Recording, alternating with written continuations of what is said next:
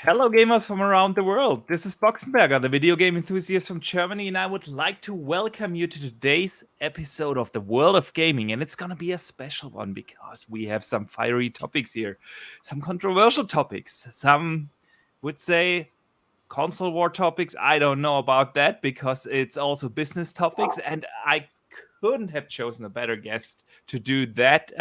We have the outstanding Mr. Boomstick XL here as a guest today. Welcome, my friend.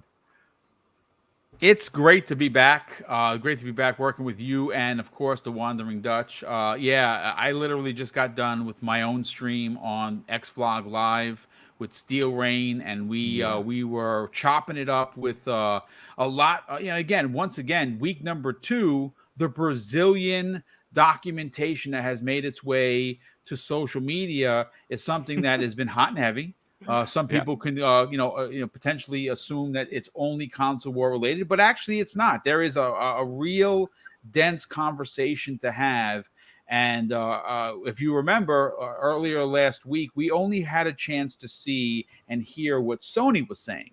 And we all had conversations regarding what they had to say. And of course, we called it a farce because, well, Sony is the bully of the industry. But now, thanks to Issa of a Reset Era, we now know what Microsoft had to say. And quite frankly, if you've been waiting for Microsoft to hulk out or show their fangs, they did just that. Yeah, they did. They did. And we are going to break it down. We're going to break it down. But let me also welcome my co-host, my good friend. Welcome to the show, Wandering Dutch. How you doing, man? Yeah, not bad, not bad. Good to be back. Obviously, too, an awesome guest as always. One of my other bosses and another one of my bosses. So, it's good to be back in the land of podcasting. Yeah, it's great to have you back here with us, brother. Definitely, for sure. Absolutely. And I also want to say big welcome to everyone in chat, because I see the chat is already filling up, a lot of familiar names here.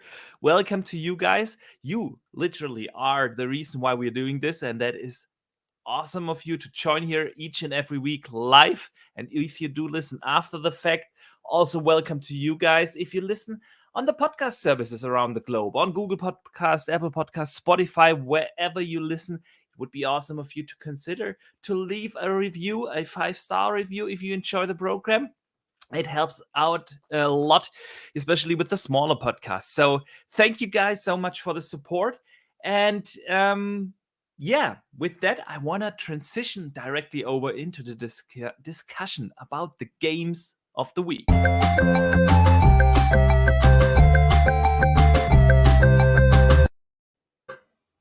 So guys, I want to know, what has kept you busy? I want to know from everyone in chat, what have you been playing?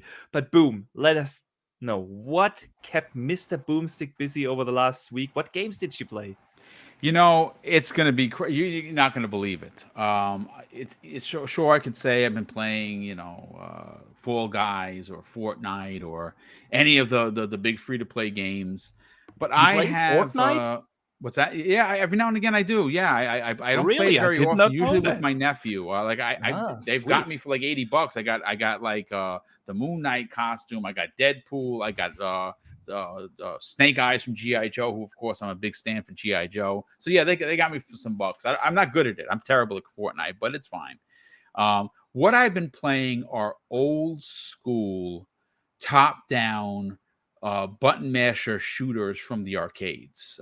They have a company called Psycho that has brought to the Xbox and the Switch and of course the PlayStation games like Gunbird 1 and 2, Samurai Warriors 1, 2, and 3, and they're top-down shooters. You get your power-ups, like they're like Ikaruga or any of the shooting games from back in the days. And I've unlocked like 3,000 achievement points in the last like week or so. It's been bonkers. Sweet. How much? Yeah, it's crazy. People are gonna hate you on the leaderboard. Oh, for sure. I'm definitely getting cursed out for sure because every one of them, all you gotta do is play through it a couple of times and you get 500. So yeah, that's actually because I haven't had the real there really isn't anything out. You know what I'm saying? Like I'm really I waiting for told you, Saints Row. play Age of Empires 4, and Well, you're gonna be busy for the rest of the year. I'm waiting for Microsoft to make the announcement that's coming to consoles because I'm going to give it a shot based on your recommendation. But really, what I'm waiting for one of my most anticipated games is Saints Row. I'm a huge Saints Row fan, absolutely adored 1 and 2. But my favorite in the series is 3 and 4 because it was very Crackdown-esque. Collecting orbs, getting superpowers. It was awesome. Yeah. And I know that this is going back to more of a traditional Saints Row. It's still going to be wacky. I downloaded the Boss Creator, which I'm creating my character literally as we speak. But yeah, I've been playing much just old school coin-op games. Nice. That's awesome. Let's see what people in chat have been playing. I see Masshole finished the Power Wash Simulator. Dude, if you want to play the DLC, it's called My Backyard. There's plenty of stuff to clean. You can come over. Ziki has been playing 2 Point Campus and GTA Online. What else have people been playing?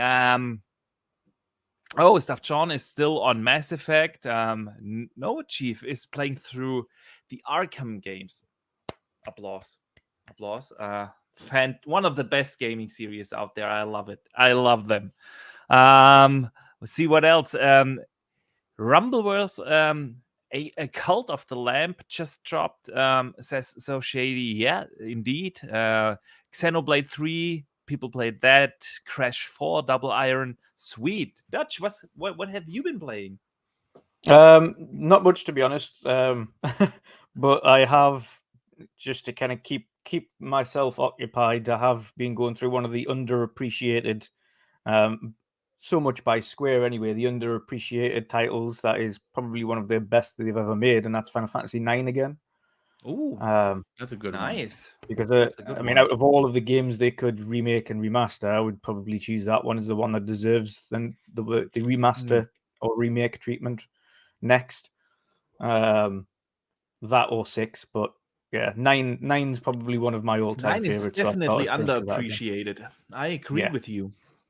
It's basically never brought up. Yeah, people bring up 7, people bring up like 11, 10, 10, 2, yeah. But 9, that's awesome, man. That is awesome. Good choice. Paul played Ghost Recon. Sweet stuff. I was playing Wildlands still one of my favorite Ghost Recons. That I put so many hours into that. That's such a great game. I have not played that. That's probably my loss. But I actually played with Paul and UK Deserts the other day. Forza Horizon 5, Hot Wheels. It was awesome. Of course, I have still my addiction ongoing for Age of Empires 4. I put myself to the challenge. I want to reach platinum tier in the ranked matches, and I'm this close, guys. I've talked about this last week. Season 2 just started a couple of weeks ago, and they buffed the French civilization, and everyone was playing like French. But now it feels like everyone cracked the code and figured out how to beat French in Season 2, and now no one's playing it anymore, and it's awesome. You play against all the civs now. They're very equally distributed, and I have my killer strategy with the English. So I've been playing that, of course, and I ranked up pretty well this week. Which is awesome. And I've started to play or continued to play actually what I'm putting on screen now, and I absolutely screwed up the overlay again. So there we go. And that is Call of Duty Modern Warfare, the 2019. I was thinking about this the other day as well. I was thinking about jumping on this the other day. How do you like it? I like the original. I like the original Call of Duty anyway. The 2019 one I really liked. It was good. It was a return to form, in my opinion, to what Call of Duty should have been. Yeah, I wasn't a fan of Infinite Warfare. I know people like the campaign, but I didn't like the multiplayer in Infinite Warfare. Yeah. And this was more of a return to form that they should have kind of kept. Yeah, it is absolutely. I'm really enjoying the story, and since I know that usually the stories are like super short, 5, 6, 7 hour campaigns, I decided to play it on the hardest difficulty, and you'll see that in a second. Once that cutscene is over, I die a lot, but Yeah. I'm actually enjoying it. You get a little bit more game time out for your buck this way. So, and I put up a tweet about this this week, and I asked the community what difficulty are you guys playing, and I definitely want to know that from you guys as well here in chat now. I will put up a poll in a second. I want to know from the community, on what difficulty are you guys playing your games usually, of course. Yeah. So I'll put up the poll in a second, but yeah, I think it's like time to move over to the news of the week.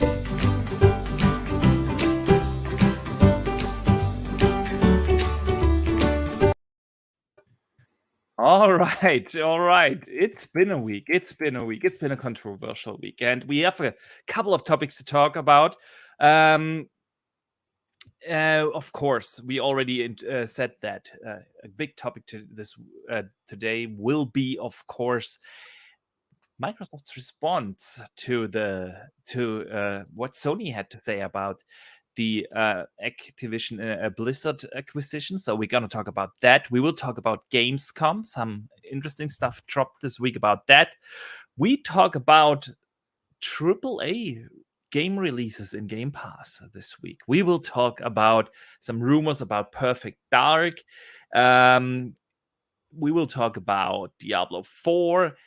Something interesting has been teased on Twitter, which might hint at an additional Xbox event this year, and a couple of other stuff. So we are definitely gonna have an awesome show. But yeah, I want to lead into this into the big topic, and that is, of course, the answer from Microsoft to Sony's um, statements to the Brazilian regulatory called CADE. Actually, I don't know what the abbreviation stands for, but be that as it may. So, yeah, last week, if you guys remember, Sony said to the Brazilian regulatory something like, Call of Duty is so popular that it influences users' choice of console, and its community of loyal users is entrenched enough that even a competitor that had the budget to develop a similar product would not be able to rival it. They also said a couple of other dismissive things you guys probably remember. So this week, a couple of statements were made and a couple of shots were fired from Microsoft. I want to start with the first one. Microsoft said, and please, guys, take this all with a little grain of salt, because it was translated on Reset Era from Portuguese. So it might be that some nuances got lost in translation. Okay. But that's what the translation had to say.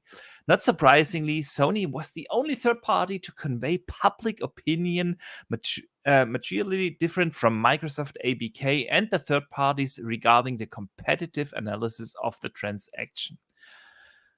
Yeah, Microsoft also shuts down Sony's claim that Call of Duty is a category of games in itself, stating, the PlayStation itself has a foundation established by players loyal to the brand. This finding, however, does not lead to the conclusion that the PlayStation or any branded product with loyal customers is a separate market from all other consoles. I want to start with this. Boom. Let's hear your thoughts on this. What do you have to say about the response to Sony? I mean, look, the bottom line is one of the raging questions from last week when this originally dropped was, is Sony scared? Right. And like many, I thought that the word scared was overused in many of the conversations, where I would equate it as incredibly concerned. And now, obviously we have in front of us the responses from Microsoft, where they come out and they say, hey, listen, Call of Duty is a game. It's not its own category, like Sony tried to paint this picture. Now, granted, we do know, Boxenberger, that Call of Duty for third party makes the most money for Sony proper. Yeah. Like it makes boatloads and oodles of cash for PlayStation proper. That's a fact. No third party game even comes close to what Call of Duty does yearly. So it just want to hear something? Please.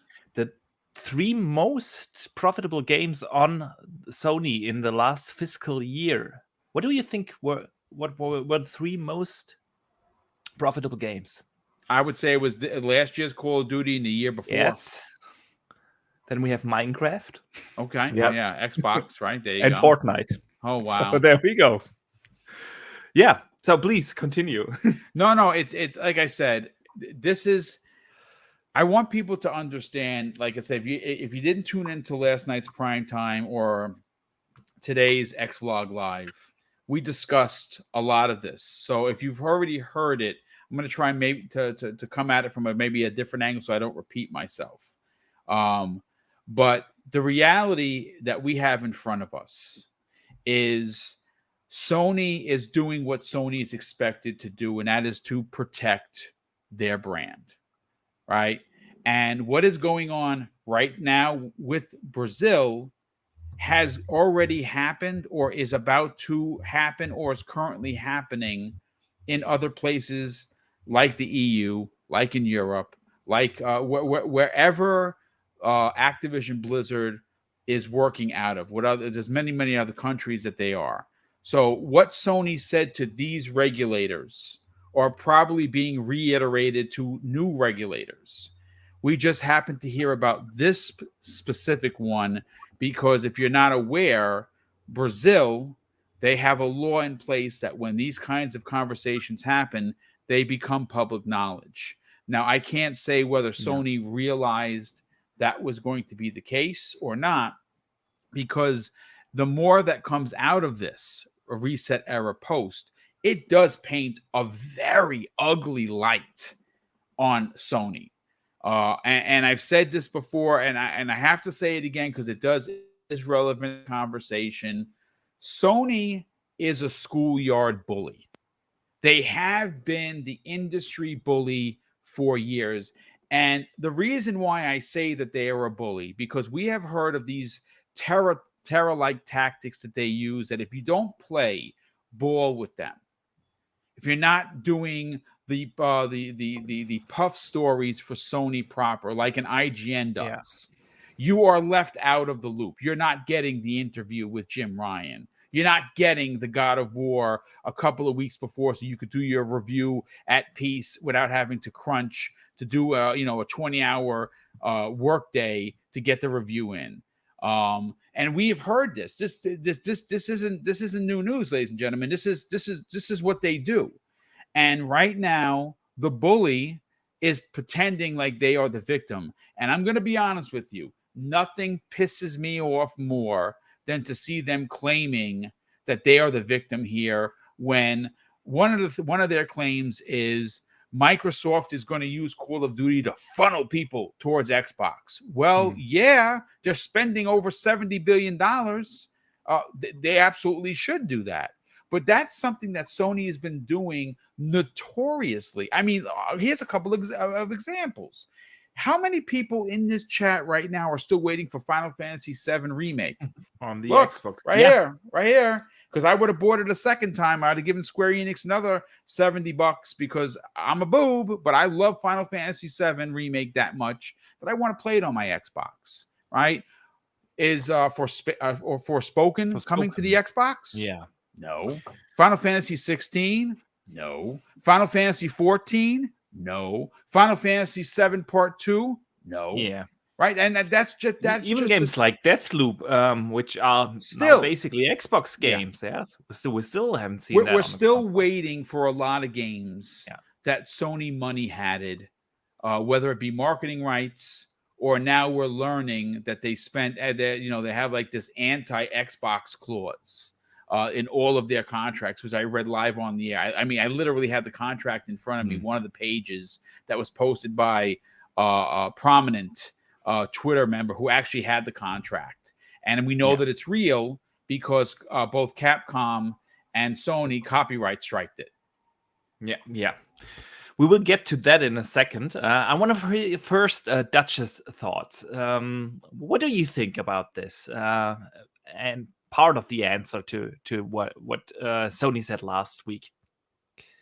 Yeah, for me, it's just highlighting what we already knew about Sony's practices. To be honest, we've kind of seen this before. We've seen when it was months back. I think it was even last year actually when it was kind of documents were arising and when they were having that dispute with Apple in court. And it came out that they were obviously paying for not only exclusivity, but paying and essentially putting clauses in to say this is remaining off Game Pass and anti-competitive clauses, essentially. Well, anti-competition clauses essentially in there that said you can't be on X platform for a certain amount of time. You can't be on X platform's service for a certain amount of time. Yeah.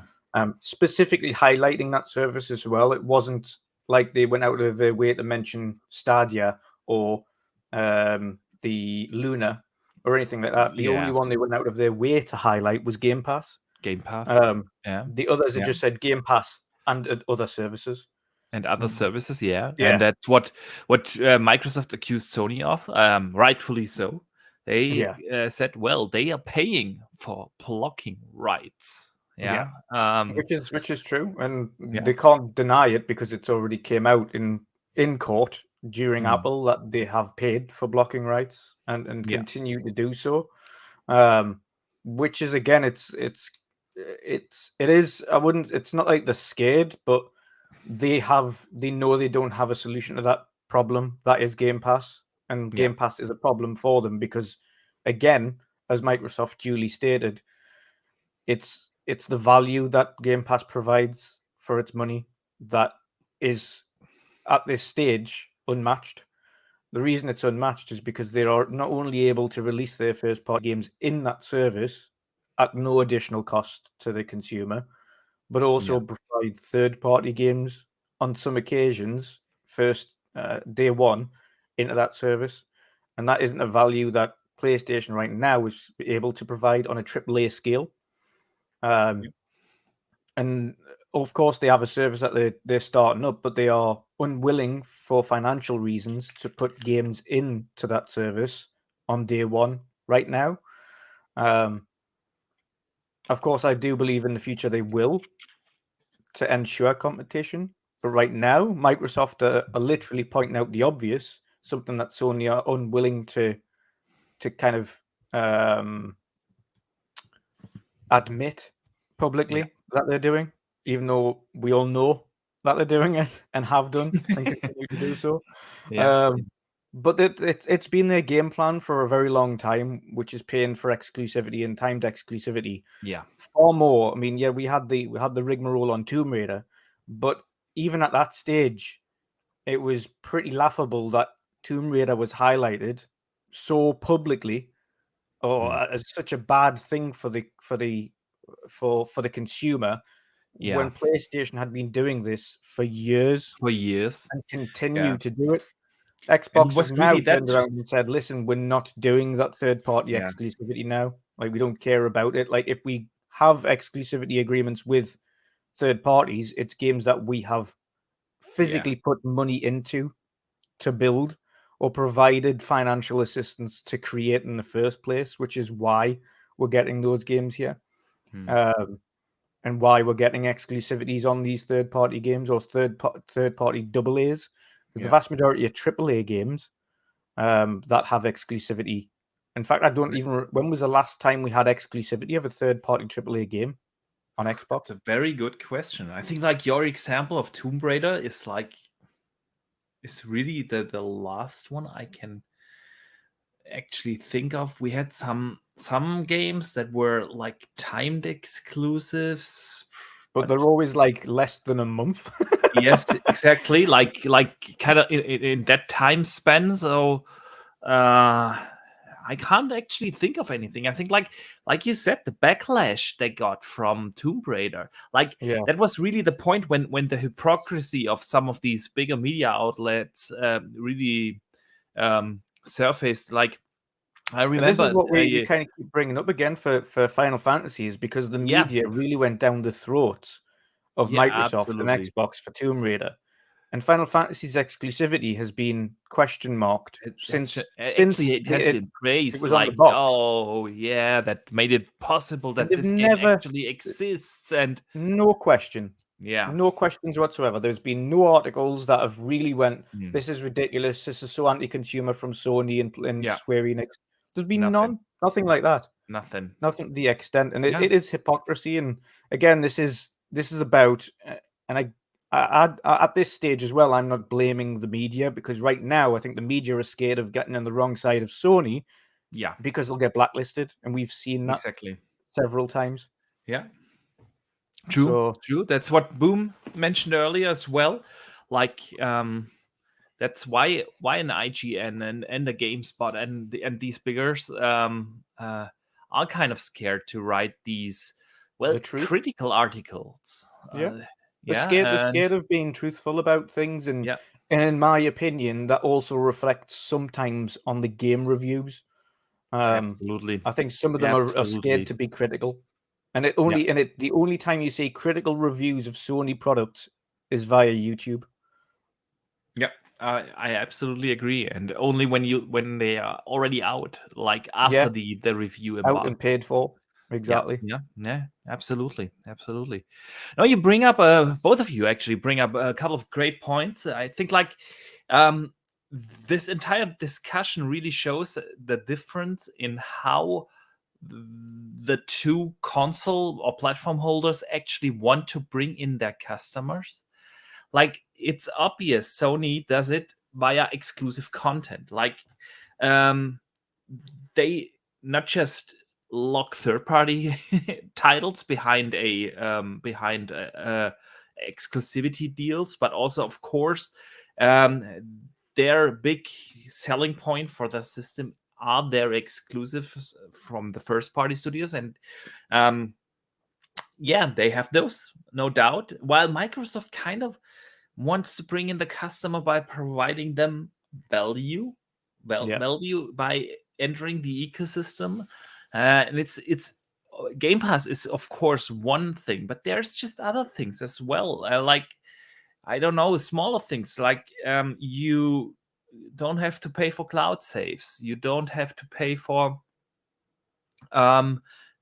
cross saves and stuff like that. Yeah, you buy the game on console, or you also get the PC version, and vice versa, and stuff like that.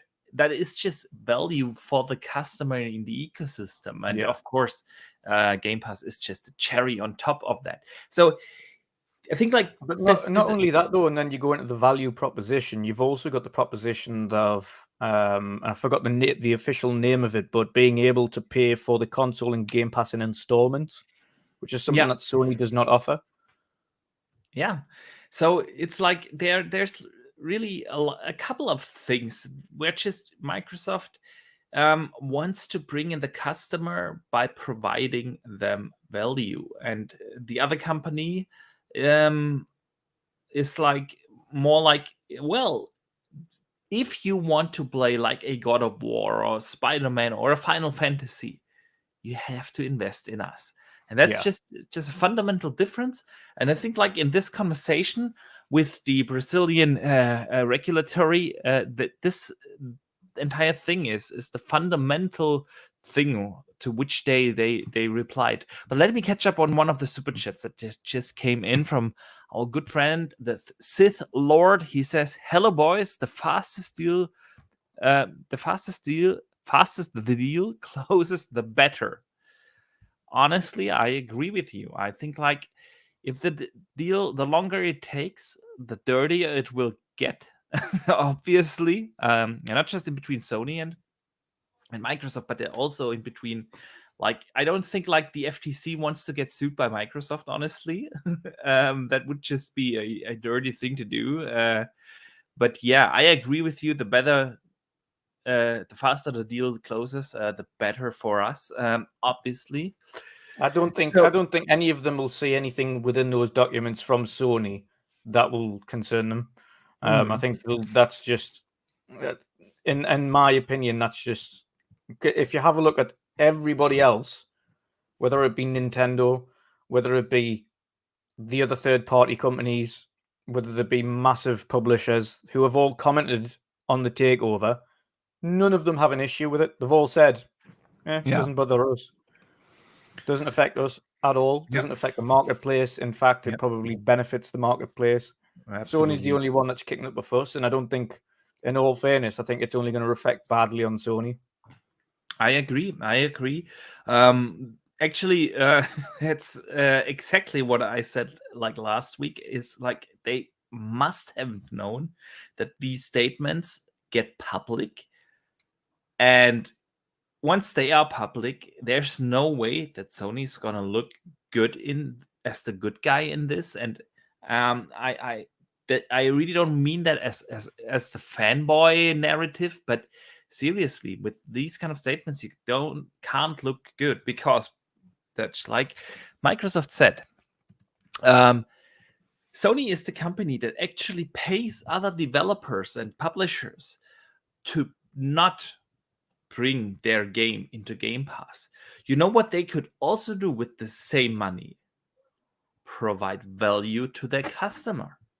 Yeah. And it's like, seriously, if you are honest, all fanboy arguments aside, this is something where Sony just can't look good. And I wonder why they put out these statements like they did, because there's just no way how they can come out of this looking like the good guy. So why do it at all? There's two ways to look at it from a financial aspect as well on Sony's part. If they're paying specifically for third-party exclusivity, that's wasted millions just to not have it on a platform. Yeah. Whereas if they're paying for the development of a game, then you expect a time frame of exclusivity because they've paid towards the development. The problem is that the vast majority of the titles that they're paying for exclusivity for aren't games that they've paid for development on. They are big third-party titles that are self-sufficient. I remember that we've had that discussion on the Xbox Factor podcast, Boom, where I said, like, well, if you have a certain budget that you can spend for like exclusivity deals, I rather have it that these publishers take that money, not spend it on exclusivity, because I personally, me as a gamer, I don't have a benefit from Final Fantasy VII not being available on the other platform. I just don't have a benefit from that. But what I do have a benefit from... I was going to say one thing as well is statistically, sorry to butt in there, statistically, there are no stats to say a game that has been on Game Pass has caused the performance of the game on PlayStation to do worse in sales. There are no statistical... anything statistically available to state very good point. It has a negative effect on PlayStation's output. None. Very good point, Dutch. Can't argue with that. No way of measuring that. There is literally zero way of measuring that. All you can say is, this is our player base. This is the amount of people that bought it. Yeah. Admittedly, we have to say there are not too many third-party AAA games that we can base on. Like, we have MLG, we have like MLB, sorry, and we have like Outriders games as such, but there's really not much statistic. But I agree with you. But the point that I was trying to make is, I'd rather have Sony not pay or spend their money on exclusivity deals. They could also use the same money to provide me more value by bringing it into their subscription service. So why not think of that instead of taking the money to pay developers to block it from coming to Game Pass? Here's an interesting thought, and this could have been a trial basis. I know there's going to be some people in the chat that might potentially poo-poo this, but please hear me out before you do. when you look overall at what Microsoft is doing with the newly announced family plan, right? It's going there. I said this on my show, and I'm going to say it here again. There is going to come an ad that you're going to see on a billboard or a basketball game or a football game, and once the Call of Duty rights revert, right, back to Microsoft, play the newest Call of Duty for as low as $5 a month if you're in the Xbox Game Pass family plan. That they're going to run with that. I gave them $1 billion idea. I'm not going to get anything for it or even an offer, but that Microsoft, please, by all means, marketing, you need some help, and I'm here to help. So take credit for it and go get a raise. With that said, you said Sony should spend their money on development. I got a better idea than that. Services right now and today, talking about this Thursday, are incredibly important to the gamer proper because everything is so expensive. Everything has gone up. Gas, cream cheese, milk, cereal, rent. Everything is double where it was 2 years ago. Microsoft has figured out a way to overload Xbox Game Pass with nearly 500 titles that are currently in there for as low as $15 a month, right? Sony had an S500. Yeah, it's probably past 500, but Sony had a real opportunity to test the waters here, and they didn't. And what do I mean by that? They could have taken the remake of a remaster, which is a remake, the third iteration of the PC version, redone, The Last of Us remake, which is $70, $76.43 here in the States. They could have taken that game, dropped it into only their top tier, which is $18 a month or $120 a year for the top tier of PlayStation Plus, and said, hey, you want this game? Day one, it's in there. I can tell you right now, they would have doubled their subscription base, and they didn't have to spend a dime. Now, you're spending money. Yeah, you're right. Maybe they should go out and spend money on multiplayer development, which supposedly they're doing with 10 things that they had 10 games as a service they're working on. I don't know if I even believe that, to be honest with you. But I tell you what they should do, what they should make a priority. And the minute this was announced, it should have been pushed to the forefront. Someone should have started development with that money they're investing into block for Gaming Pass in a brand new, top of the line SOCOM. SOCOM is one of their biggest franchises from the PlayStation 2 totally era. unused for years. For years, decades even. And they could have said, you know what, we're going to push this forward. We're going to give it to studio A, B, and C, because a lot of their studios all work in conjunction, and drop that bag of money and said, listen, we need to challenge this. We need to bring in the Call of Duty players that may not move over to Xbox, that are going to want to stay on PlayStation, because a lot of people are going to stay there. I totally get that. But man, a new SOCOM with Sony's, development arm, it'd be amazing. That's where they should put their money. That's the thing. Like I said, I'd rather have Sony spend their money not paying publishers, developers to block games to coming to Game Pass or lock it behind an exclusivity deal or something. Use the money to provide us gamers value, may it be through day one launches in their subscription service, or like you said, like Greenlight Games and IPs that everyone is kind of missing. That's just a difference. But let me read some of the other statements that Microsoft have said. According to Microsoft, Sony's claims are wrong for 5 reasons. They listed 5 particular reasons. The first is, it's not part of Microsoft's strategy to remove content from players, and Call of Duty will still be on PlayStation as a paid title. The second point is, data shows that players see subscription services as only one way to pay for games. The third one being, Sony claims ignores the dynamic nature of subscription services and the fact that Sony has its own too. Yeah, that's a very good point. Why shoot against the subscription service if you just launched one yourself that you want to promote and support? Yeah. the fourth reason was actually redacted information, so we don't know about that. And the fifth one was there are numerous other game distribution channels and subscription services, many of which include content that isn't available on Xbox. Also, very good point. Boom. What do you have to say about this? Well, I look. The thing is this: it is what it is, right? And the fourth thing that you said was redacted. I'm almost positive they specifically pointed out Final Fantasy VII Remake that was announced for the Xbox. Again, folks, I'm going to say it. You can boo me all you want. I have the freaking collector's edition right to my right, where the sticker, the PlayStation sticker, says timed exclusive until spring of 2021. We still don't have that game.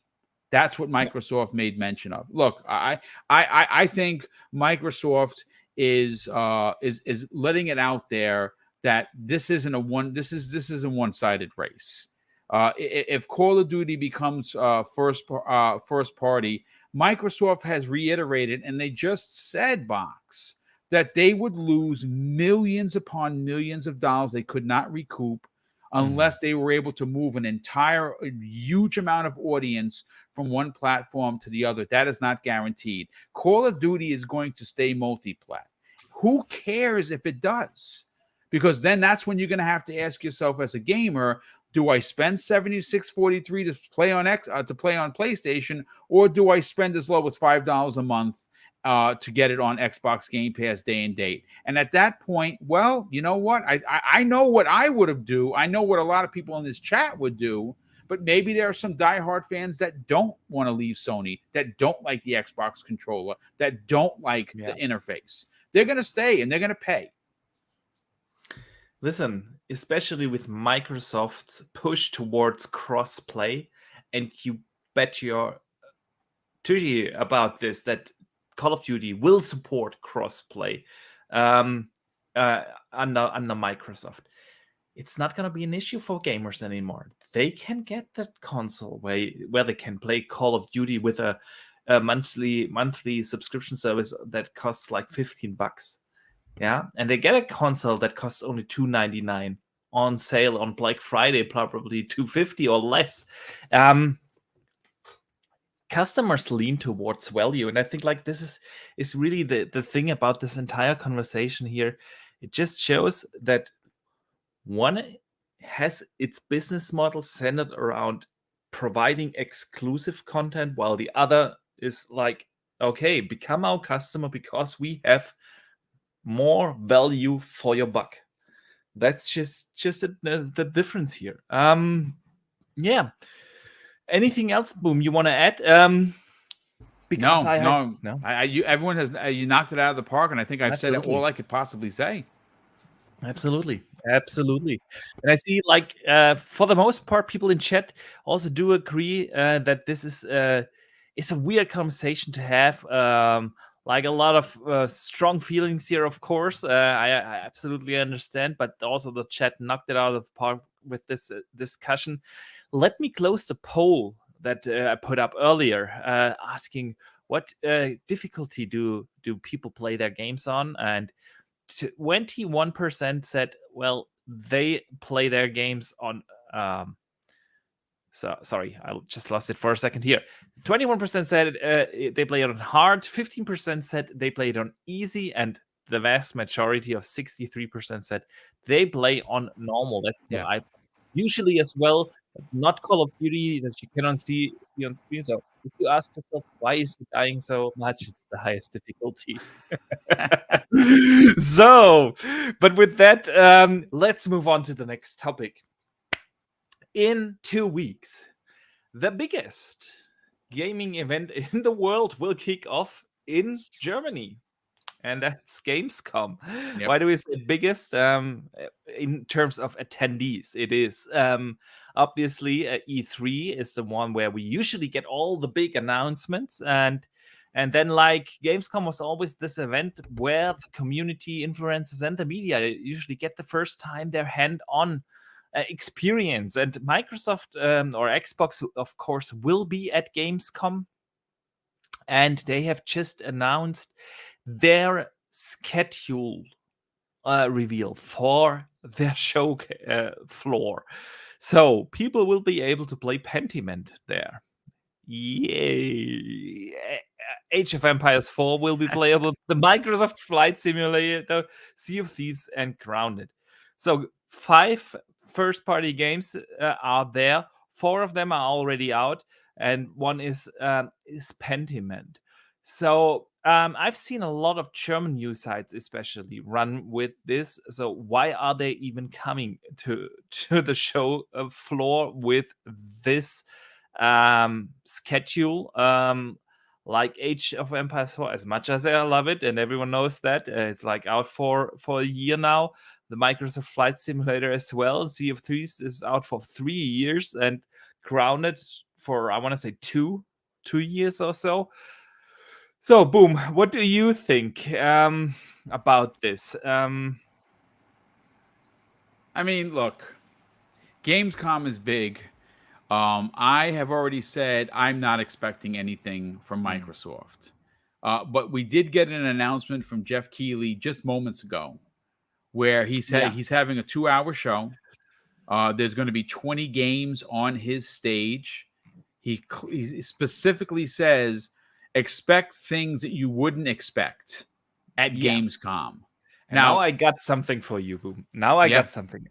You ready to get goosebumps? You get Please, let's talk about it. August 25th. You know what date that is? No. The 25th anniversary of GoldenEye. Oh wow. Yeah, there you go. Yep. That's pretty impressive detective work right there, sir. There you go. Yeah. I mean, we know that the game is done, right? We've seen the leaks for the achievements. I mean, Kay Asantes has played the game on PC.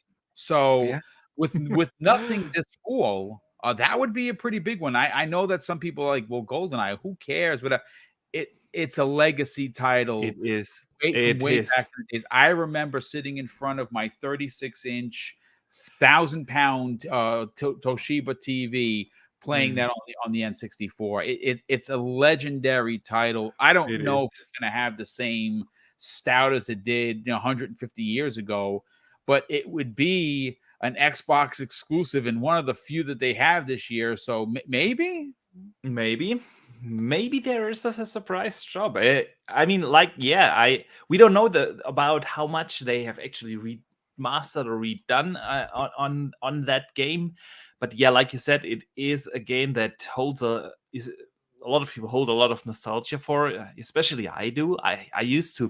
We used to play that game like religiously. Like, seriously, we played like 4-player couch co-op split screen, and then we recorded it on our VCRs and then rewatched it to learn where we made mistakes.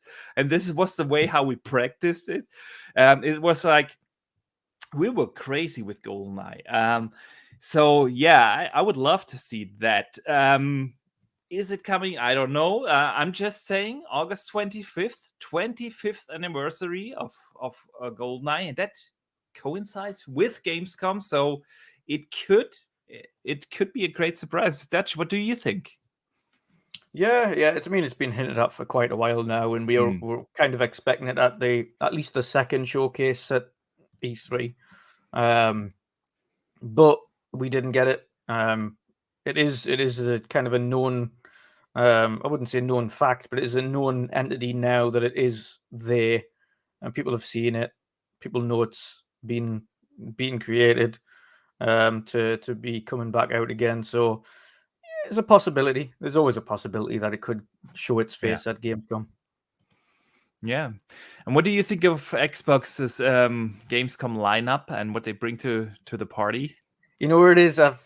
This is not uncommon for Xbox to do this at FanFest. They usually have games that have been out a while, or have been out for some time, and maybe the showcase a few other little bits. They've got a few third-party titles there, which are good. Obviously, people are able to play Plague Tale Requiem and things like that a bit as well. So That's what I wanted to add as well. Like, Yeah. they will also have like the last case of Benedict Fox is gonna be there. Yeah, that game looks freaking fantastic. It does. Yeah. It does. So I get so many Inside vibes with that game, and I Yeah. really loved Inside. Yeah. But yeah, it's not uncommon. Yeah. The last FanFest I went to, of course, was well, not FanFest. The last XO that I went to, which obviously had all the games and things set up, was XO 19 before, of course, the pandemic, and that was exactly the same. Of course, Flight Sim, which was due out, they had the full Flight Sim rigs out for everybody, so we could play that with the full flight setup, which was awesome. Then it's of course a very special experience because no one gets to play that at home usually. Yeah, exactly. True. So that was a bit different. They had the developers there to kind of show how everything works and things, so that was good. But they had a lot of things that, of course, and infamously, Battletoads, of course, which was there, actually ended up helping the developers make that game better because the people who played it whilst it was there were saying it was a little bit slow, felt a little bit sluggish. It didn't quite feel right, and they took that feedback on board and made those changes. So it could be that the things like Pentiment, etc., and all of these games that are due to come out will be using this as a springboard to get hands-on feedback before it releases to make final consumer changes. What might or might not be working, etc. It's not the most entertaining of things to be going to. If you're going to be part of the show floor there for Xbox specifically, it's not really. You're not going to be waiting in line 4 hours to play Pentiment. We know how big Gamescom queues get as well. And I feel like it is really a missed opportunity in that sense because, like here, especially in our market here, PlayStation still is pretty dominant. They are not showing up at all, so it would have been a home run to introduce people to like the Xbox ecosystem. And I know that they don't have any games this year, so what they also could have done is just take a couple of games that are on Game Pass, like the bigger ones. I'm surprised. I'm kind of surprised, even though the game is not due out until next year, that they don't have a demo slice or at least the first level of Redfall for people like Gamescom to play. That's what I wanted to mention because perfect. I understand Starfield because Starfield you can't really put into a slice for somebody to play. You could have had like they did with Cyberpunk, for instance. You could add a mini theater with new half an hour of new Starfield gameplay that they could have showed off behind closed doors to certain people. But Redfall really is something that they could have put out the show as a hands-on, here, play this. Absolutely. section. I want to use that as a segue into the next topic when you bring up Redfall.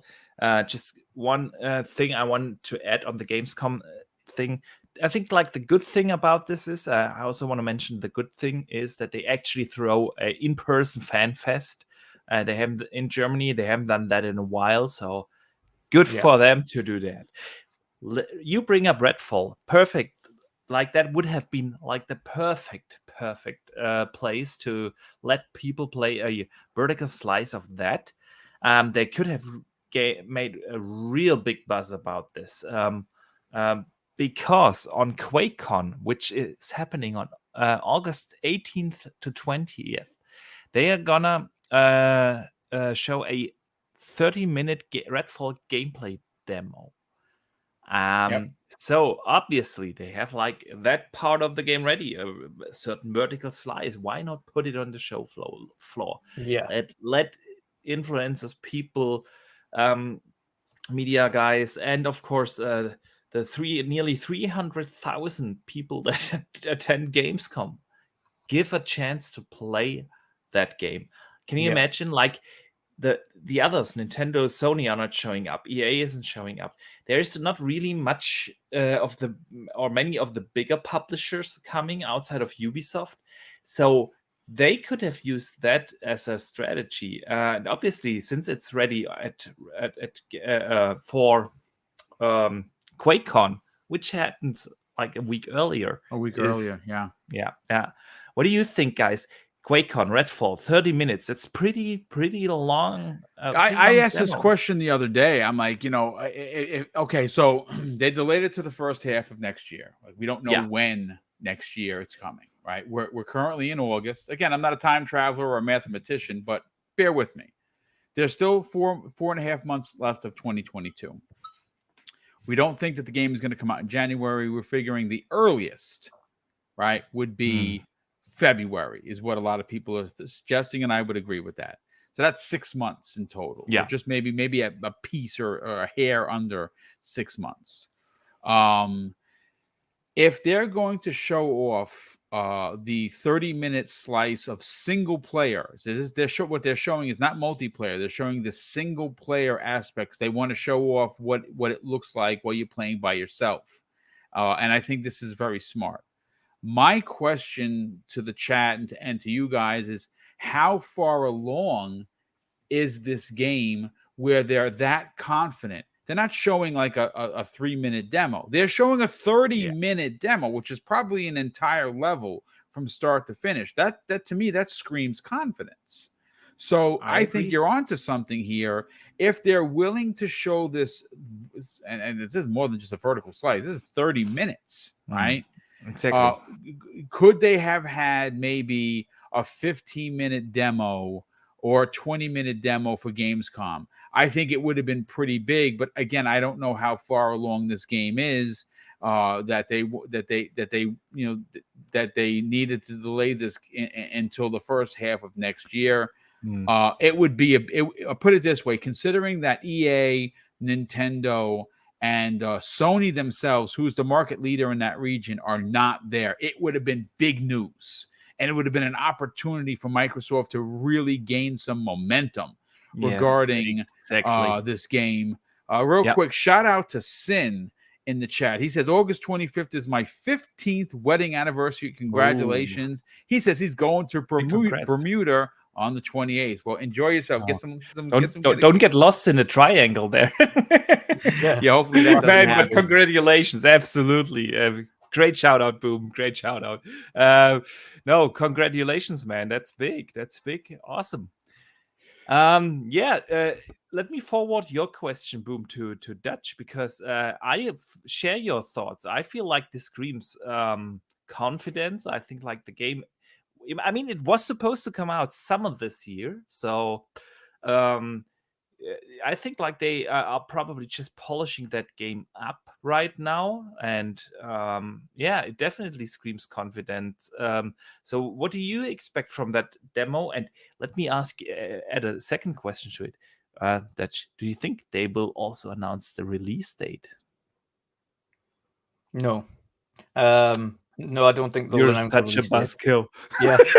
No, I don't think they will. I think 30 minutes, it sounds confident. But when put in context with how long they said the game is, it's not even a 25th of its at least its total play time. I think it's meant to be anywhere between 25 and 40 hours.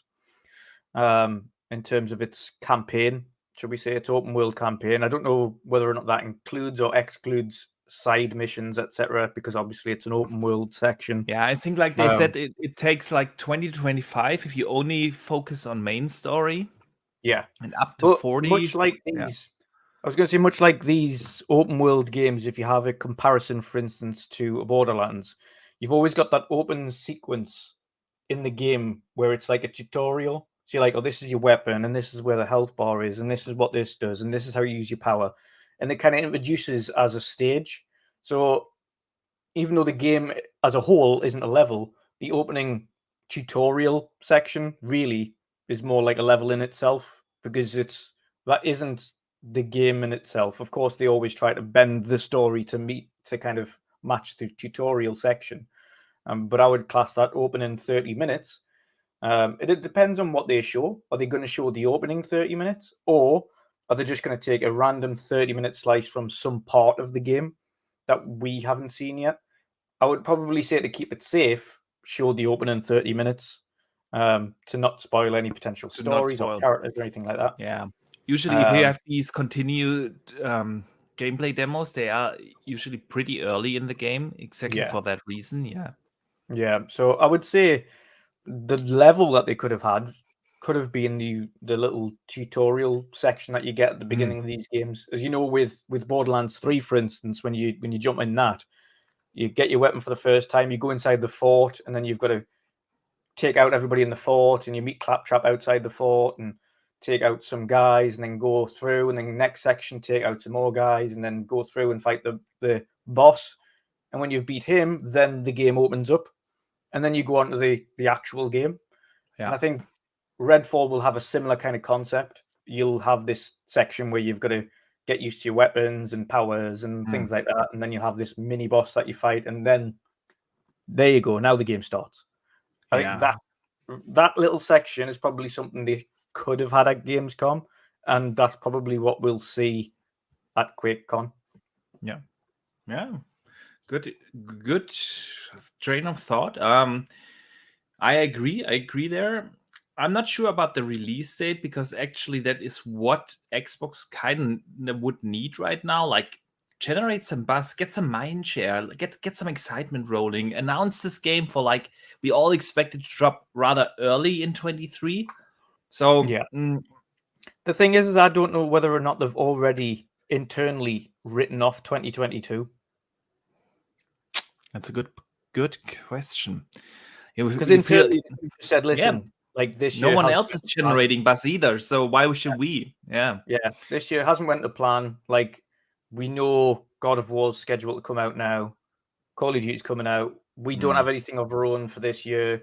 There's nothing we can realistically spend money on to generate additional hype right now, because at the moment, spending a hell of a load of marketing budget on a third-party game isn't really beneficial to the service. Yes, promote Game Passes to your heart content, because of course over Christmas period, Game Pass and Series S, for instance, specifically in a financial crisis and in a global recession, something that is affordable for the family is going to be something you want to be pushing if people are trying to get these presents in for their kids.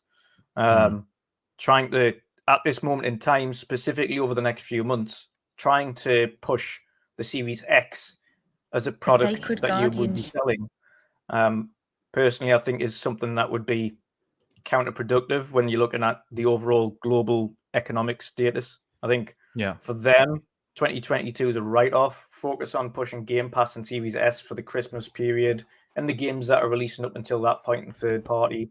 But I personally think they're just going to say, listen, this year's done. We'll pick it up again when we come back after we're kind of winter break. Then we'll go for the big push. It could very well be that you're absolutely right.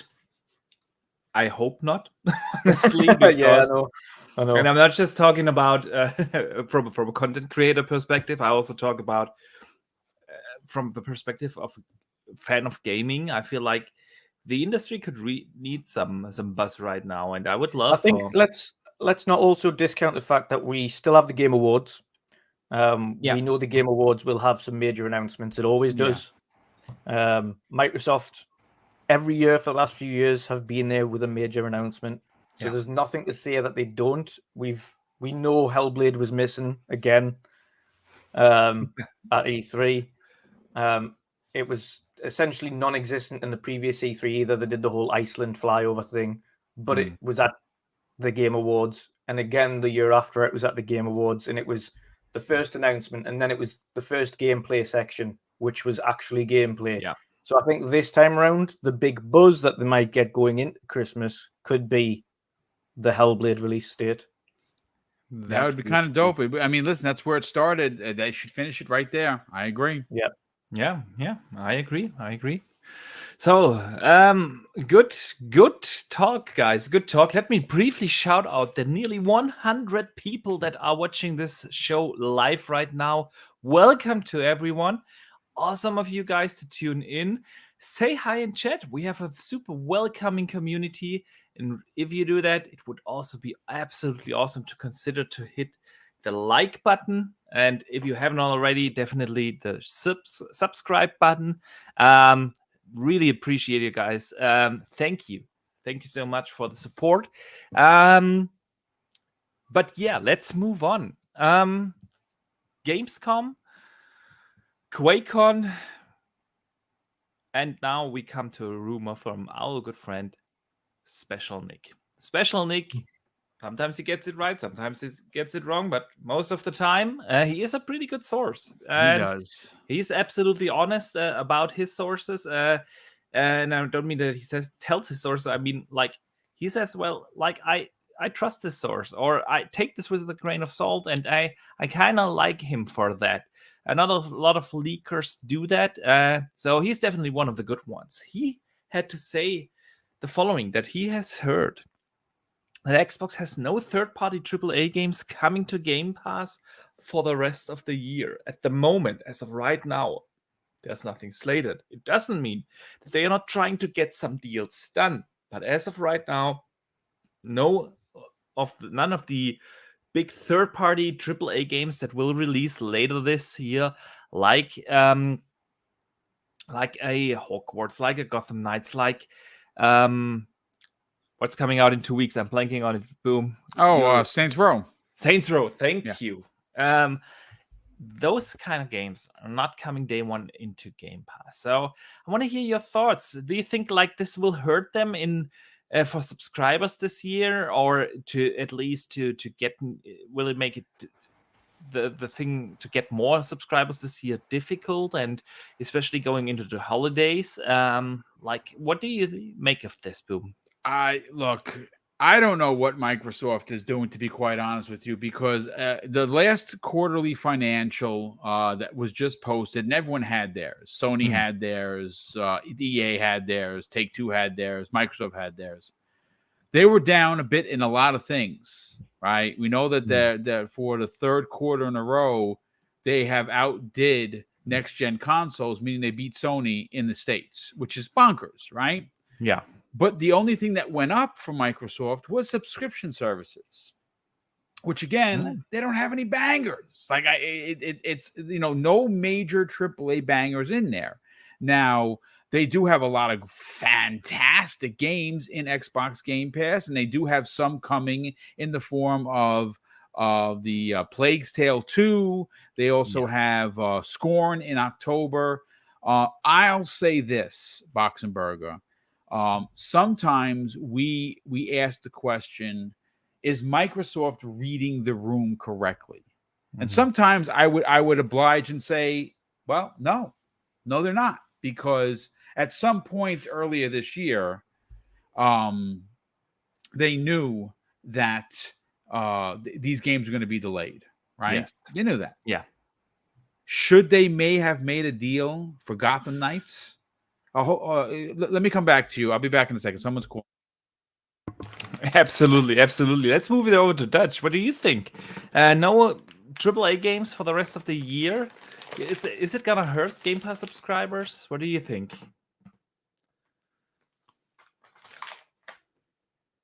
You muted, brother? You muted? Yeah, I personally, I don't think it will hurt them. We've seen this year specifically, they've had next to no AAAs go in there. They've also had 0 first-party AAAs go in there this year. Yet subscriptions still rising, and again, that boils down to the value of the service. Now, of course, and everyone likes to talk about these AAA titles and how keen they are for these AAA titles, but I don't think the sentiment is lost on them in terms of how great some of the AA titles or AAA titles are that they're bringing in. Scorn, we know, isn't as long as we probably thought, so I think more people might be inclined to play through that now, because it's only 6 to 8 hours, I think they said. Yeah, 6 to 8 hours, which now is more for me. I'll be like, okay, now I'm more interested in finishing that. Like previously, I might have just picked it up and and played it for a few. If it was 20, 30 hours, I don't think I would have sat through that game for 20, 30 hours. But 6 to 8 hours, I think that's more of a feasible thing for something like that, where it doesn't look like there's too much to it. It looks like a bit of a creepy, like kind of weird Prometheus-esque world to walk through. And it's heavily inspired by H.R. Geiger. I mean, like if you're a fan of Aliens or Aliens, it's I mean, it's right up your alley. Yeah.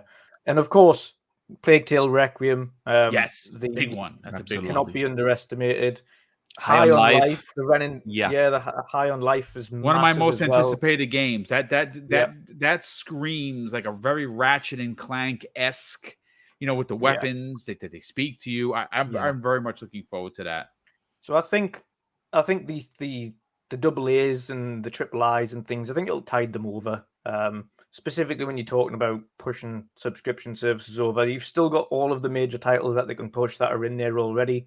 You want to play Halo, Forge should be ready-ish by the end of the year. Season 3 is coming in November. We know that for a fact, right? And frankly, if you've been seeing any of the stuff the Forge creators are already doing in Forge behind closed doors that have been posted on Twitter has been phenomenal, and it's actually making me look forward to going in and creating myself on Forge. Dude, they made a Last of Us 2 level. I mean, freaking crazy. They created the upside down world from Stranger Things. Stranger Things, It's like even talking about some of the cityscapes they've created, or even going back and some of the maps that are already there and like Bazaar. Have you seen the Bazaar map where they've freaking with phenomenal.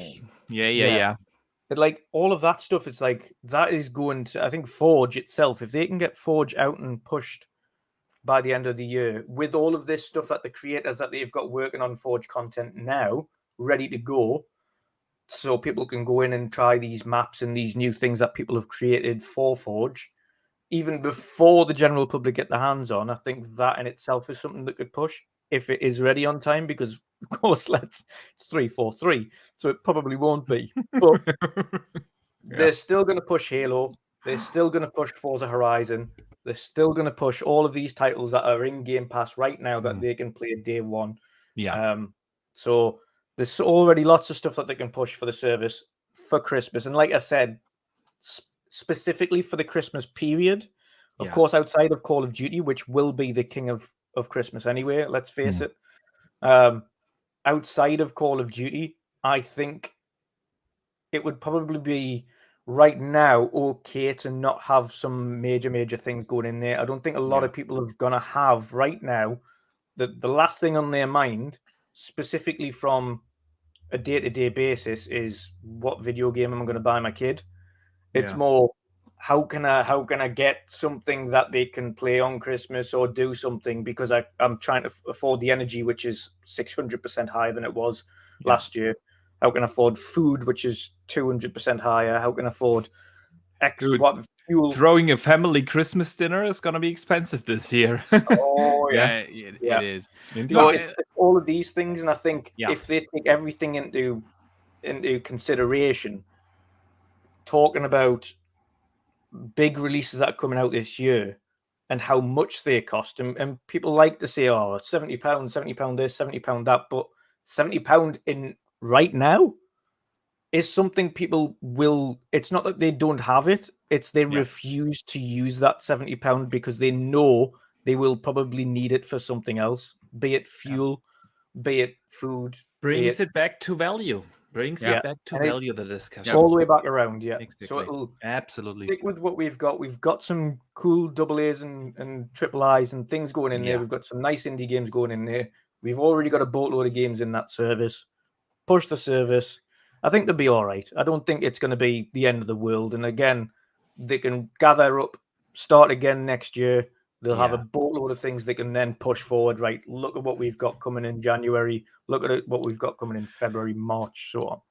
Man, it feels like we have talked up front for you putting up perfect segues into the next topic. And this is the last one for Boom, because I know you got to go in a couple of minutes. you said it. 23 looks already very full, and we just got a couple of other announcements of delays, like Arc Raiders and Midnight Suns is now also being pushed. We still don't have a Hogwarts Legacy release date, like Gotham Knights. The last demo they shown, I am not 100% sure. So expect a couple more delays. Callisto Protocol at the very end. Man, who knows if this will slip into 23.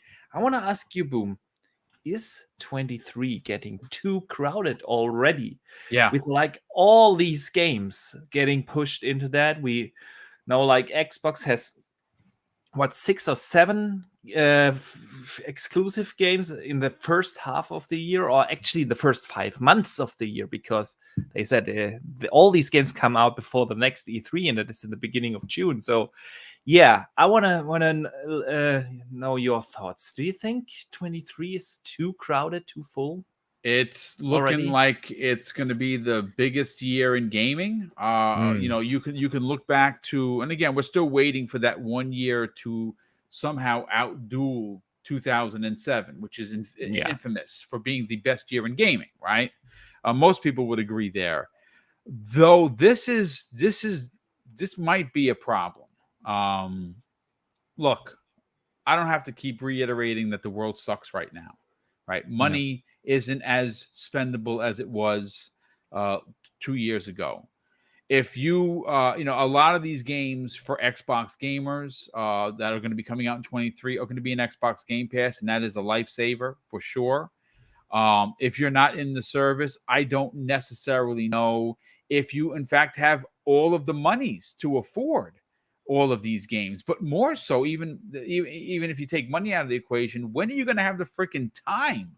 There's only 24 hours a day, right? So, you know, most of us work. I mean, I happen to be fortunate enough to be retired, but that's not everybody. So, you know, when you look at what was coming, and you look at what has been recently moved into 23, you know, it's a staggering list. I don't know where you put everything, where each game on each, you know, most of which is going to be multi-platform, is not going to be eating each other's lunch. Like, where do you put these? Are we going to have a Titanfall 2 situation where a major AAA goes between two major AAA bombs, and then someone's going to lose. Someone's going to lose potentially millions of dollars on these games because they're just too many games. Too many games, yeah. It will definitely affect sales numbers for certain games. Yeah. They can be as good as they want, but at the end, we all have limited budgets. And limited time, for that matter. And like, it's not some of these games that will come out, like a Starfield, like a Diablo, like an Overwatch. These other kind of games where people will sink in hundreds and hundreds of hours. It's not like your average 10 to 15 hour experience and then move on to the next one. So yeah, I agree there. Dutch, what do you think? Yeah, 2023, specifically the first half of 23, from what we know so far, is way overpacked, and it's probably not something we expected to see based on this year. This year, in general, as a whole, there was a lot of games, but it didn't feel too crowded. Like, there was a lot of things coming out, but it wasn't loads of huge major things. There was a lot of a few big things at the start from Sony. We might end up seeing that big thing at the end from Sony. But in the middle, it's been relatively quiet. We've had a few DLCs. We've had some stuff like that, but nothing major. And we're going into next year. And at the start of, between the first 6 months, you've got Starfield, Redfall, Gotham Knights, Not Gotham Knights, Suicide Squad. Midnight Suns, sorry. Midnight Suns, Suicide Squad. Suicide Squad. Likely Hogwarts right now, still no release date. Avatar, which is at some point next year. Going into 24. There is just so many games that have had to push back to the beginning of next year, or next year in general so far, that it's becoming a point. Stalker 2. It's becoming a point now where it's like there is like the vast majority of the games that are delayed are games I want to play. But if they're Yes. all like specifically if like you've got 3 or 4 major titles releasing in a month, and some of them aren't on Game Pass. Yeah. For instance, 4 might release in a month. 3 of those aren't on Game Pass. 1 is. That's still 7, 14, 21, 210 quid on 3 games. Yeah. Exactly. In a month. Absolutely. Like if people think about just how much money they would have to spend on these AAA Especially with titles. not having the time to actually play them. Exactly. Oh, so And then it's the time thing. And I've always been guilty in the past of getting these games because I've have FOMO and then never getting around to playing them until months later anyway, and then going, Yeah. I could have waited, to be honest. yeah, I absolutely agree. And that's exactly the thing. Like these games are, well, I see everyone playing them, that's the wanna problem. enjoy it like a Starfield. Like I Yeah. will be at least putting 100 hours into that game. Not gonna rush it. Yeah. And that means for at least like 6 weeks to 8 weeks that it will take me to play 100 hours of Starfield. Like in that time, I'm not gonna buy another game. Yeah. This, and it will definitely tell. Let me briefly shout out Boom. He just dropped out. I just wanted to let him out and let everyone know where they can find him in case you haven't subscribed to Boom or checked him out. In the description of the show note are his links. You can find it there. And yeah, man. So I just want to continue real quick on the thing. You bring up a couple of actually fantastic points, and it again then it comes to the question with Game Pass. Like if you have a game like a Starfield in Game Pass, and it will give you like 100 hours plus of enjoyment, and you will get like a Redfall and a Starfield and a Forza in there. Are you really gonna spend like the money on other games that are definitely good? Like I'm looking forward to a Suicide Squad, but since I won't have the time to play that anyway, and I have to pay like the entry fee of 70 euros for that game, am I gonna invest in it? What do you think? I think you were right before. I think the problem I think next year is going to have is the day one sales for all of these games are going to be massively affected, and I think that goes for all of them because for some people there's still going to be people who buy Starfield. Absolutely. Naturally, I'm the person who bought the full £100 version of Forza Horizon 5 because I own all of the Forza Horizons, and that's one of the titles I always buy. Regardless of whether or not it's in Game Pass. And people will do the same for Starfield. They'll be like, I'm a huge Bethesda fan. I've got all of the games. I've bought all the games, so I'm going to be buying this one. When you think of the person that is going to invest all of their time in this, like they really want Starfield, so they're going to buy that. Yeah. Ignore Game Pass for a second on that front. They really want it because they love that particular thing, so they buy that. That's already 70, depending on the one they get, might be the £100 limited edition version, whatever it is. They invest their money in that. There's another 3 titles that they want to play that they were really hyped for that month, but they've already made that financial decision to do that one.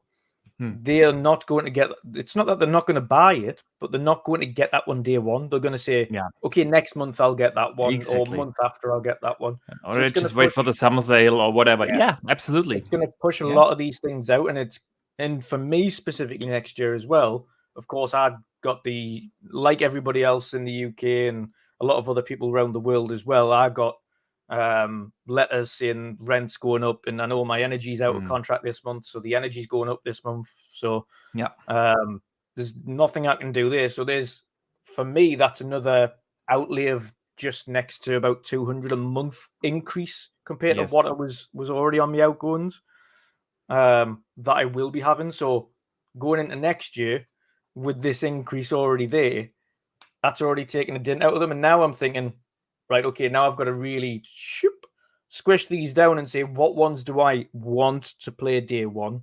Yeah. Exactly. And what ones can I ignore the FOMO and wait for? Exactly. Yeah, And the I problem is the absolutely agree. multiplayer games, the specifically the multiplayer games are the Yes, ones that you're going to have FOMO on, because when all your friends are on and they're all playing it and they're in the parties and you see these fun videos and you're just exactly. like, You don't want to start it with a multiplayer game like 6 months after launch. Only Yeah. the pros are playing it by then, and yeah, yeah, and you're the and you've noob. missed the So boat. Yeah, yeah, yeah, so yeah, you don't and you're want not to part do of the that. So conversation. yeah, Yeah, um, absolutely fantastic point. I think the one game that would potentially be hurt sales wise the most if it doesn't make this year will be Hogwarts. Yes, absolutely. I I think even 100% though agree. like that game will sell like hotcakes regardless, I think they will massively miss a trick if they don't make it before Christmas. Yeah. That game will sell regardless of what platform that's on. That game will sell fortunes because people love Harry Yes. Potter. It will sell fortunes if it makes the rush.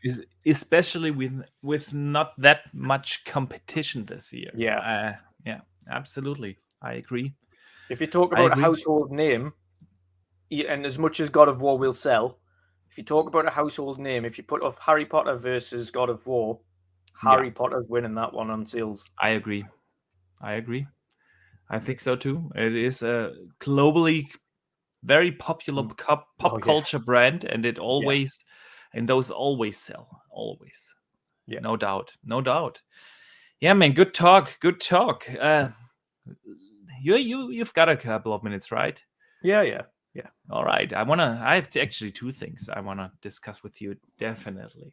Because this week, new partnership in between Microsoft, or better said, Xbox, was announced, and that was a partnership with Unity, the engine Unity, Yes. to make not just the publishing process easier on Xbox with Unity games, but also to bring 3D powered renders from Azure to the engine. And so yeah, I wanna hear your thoughts. We always talk about Unreal and Unreal Engine 5 in particular as being one of the most popular engines out there, no doubt. But another big one definitely is Unity, and Microsoft now partnered up, made the publishing process easier, and uh, and partnered on the on cloud technology for Azure. What do you expect from this partnership? Unity specifically is huge for indie developers. Yeah, Both yeah, Unity and Unreal are the major platforms for indie developers now. Both of them very modular. Obviously, modular being in the fact that they can add things to that particular engine in order to enhance it. There are so many things that can be done with that, and I think having the enhancement of Azure with Unity to allow indie developers to further enhance the games that they create is huge. I think specifically this is definitely aimed at yeah, indie developers more than it is anything else. And again, this is all about the kind of Xbox's mantra on getting more people to create new and unique experiences for the platform. I think the partnership there is going to encourage a lot more indie developers, not only to get their games up and running quicker, or just to provide them with more tools for Unity as an engine, but likely also give them a much easier platform into getting on Xbox in the first place. yeah, I think that partnership with Unity provides that opening for indie developers to really to get involved with Xbox's ecosystem far easier than it ever has been. And I think that in itself is a major plus for them. We've mm, seen a lot of indie developers over the years really celebrate getting their games on Xbox or developing their games for Xbox for the first time.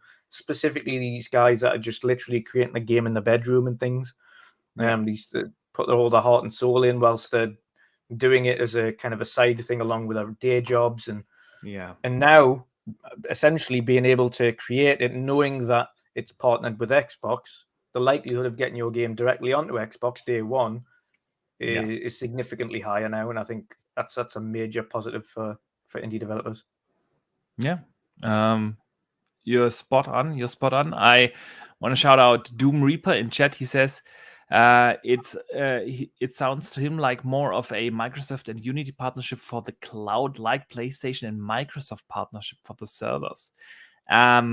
Yeah, I mean, I think like this is definitely part of it, because a lot of these engines, like an Unreal and a Unity, are now not just used, of course, in games. They are also used for all kinds of things, like 3D product renders for advertisements and such things. Yeah, and that's definitely also a part.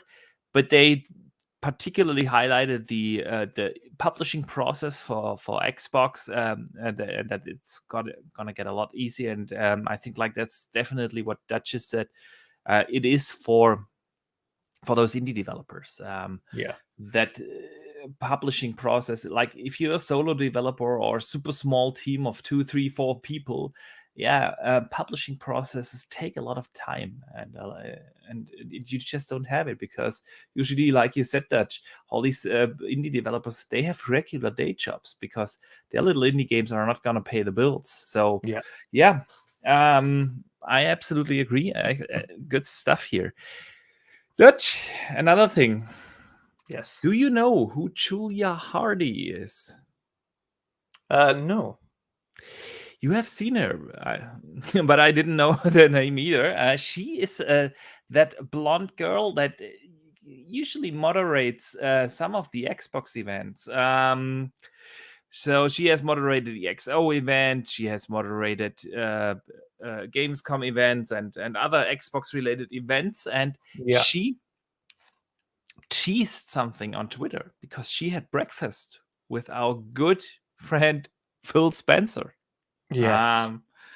And since she usually hosts these Xbox events, I wonder, is there something else in the making for 2022? Like an XO 2022 or something else more towards the holiday fall season? What do you think? Because we know it's not going to be Gamescom. Gamescom moderators have been announced. It's Chef Keely and it's some German girl from GameStar. So yeah. It could be. It could be something to do with Tokyo Game Show. That I haven't thought of that. Yeah, but yeah, please continue. It could be XO. They might be bringing XO back for the first time in a while. Of course, the last time it was in London. I don't know whether or not they would bring it back and go just straight back to America this time around. I think in terms of actually getting fans in, right now the easiest option is to stick to Europe with the actual pandemic regulations and things like that. There is none essentially in Europe now. It's pretty much what we would class as over. There is literally next to no restrictions now. If very little in certain places, in comparison to America now, who I even read the other day, Broadway have got the first mask only shows where you have to wear a mask to go in and watch them and things like that. They're still very heavily restricted in certain areas. So I think if XO is going to return, it's probably going to be in Europe somewhere. Potentially a Spain, maybe it's even a Germany, or return to the Netherlands, because it's been a while since I've done that. So you never know. It could. I would say it's either TGS, XO, possibly XO 22. Or maybe as a side thing, have something in conjunction with the Game Awards. Ooh, that is also a possibility. Absolutely. Yeah, I haven't thought about Game Awards either, but you're absolutely right. Like, what crossed my mind is we have heard from the community a lot that a lot of fans are wishing, and I'm including here myself, wishing for a state of play format, or a Nintendo Direct format from Xbox. So that was actually the first thing that popped into my head when I've seen that picture from Julia and Phil having breakfast, planning something. So that was the first thought I had. What if they introduce like that kind of format? And even though we probably don't need it, usually Xbox has these kind of personalities that host these kind of events. XO 2022 would also be, of course, an option. I'd we love know that. that's a streamed event as well, XO. Yes. So Exactly. that could be a possibility. And yeah, for such a bigger event like an XO, it would also make more sense to have like a personality moderating the entire thing. Like if you have a 20-minute Xbox Direct or whatever it's called, it really doesn't make sense to have someone actually host that event. So yeah, we shall see it. Just a little side nugget, but Dutch, it's been a fantastic conversation already. I wanna move over to some amazing community questions of the week, because we're gonna have some fantastic discussions there as well. So yeah, let's talk about the community questions.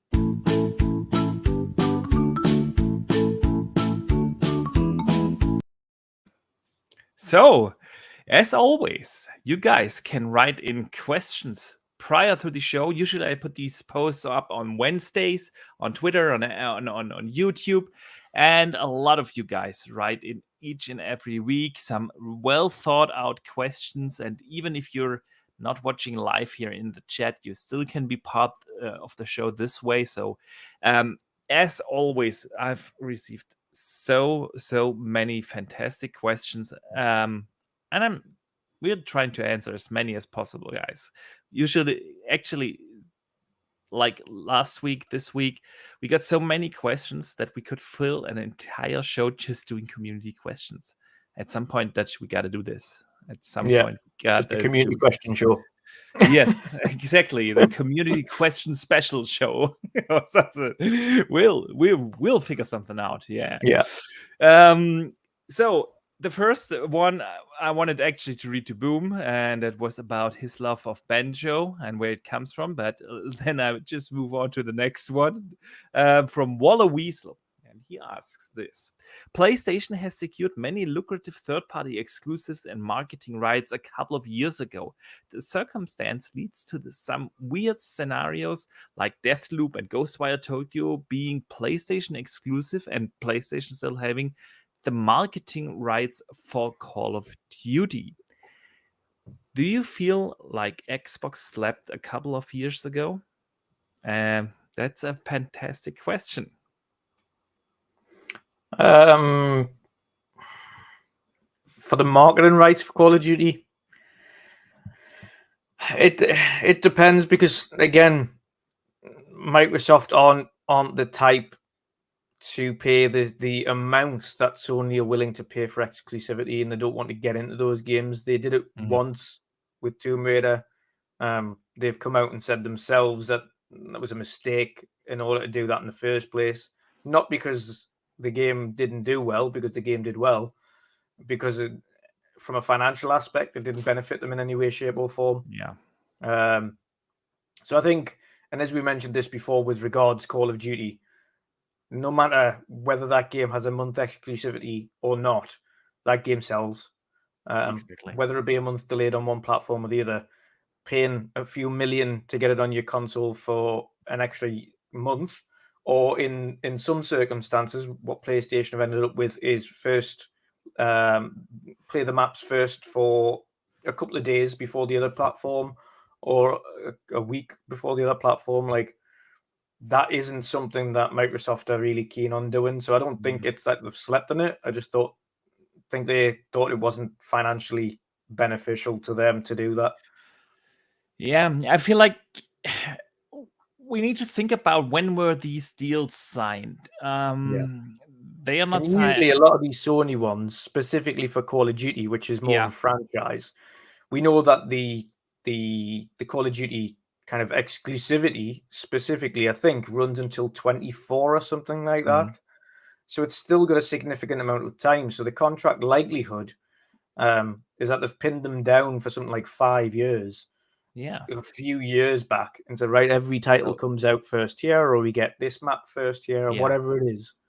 And they've paid a substantial amount up front, because Activision aren't stupid. They will be wanting a lot of money. At least they would have for Call of Duty. So there's a good chance that they paid potentially tens of millions for that time exclusivity of.